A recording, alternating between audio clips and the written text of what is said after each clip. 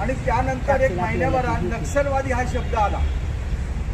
आता अर्बन नक्षलवादी परिस्थिती अशी झाली, अरे वाईट करणारा तो नक्षलवादीच होतो ना.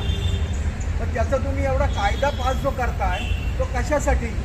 आणि हेच आम्ही तुम्हाला गेले कित्येक वर्ष सांगतोय की मनुवादी संस्कृतीला खतपाणी घालणारा जो कायदा आहे तो आपल्याला नकोय आणि ते विचारही आपल्याला नकोय. अशा परिस्थितीत तो कायदा या ठिकाणी मंजूर केलेला आहे. तुमच्या आमच्या सक्त स्वातंत्र्यावर यांनी गदा आणलेली आहे. आणि या कायद्याचं आणखीन एक वैशिष्ट्य कोणतं माहिती आहे का?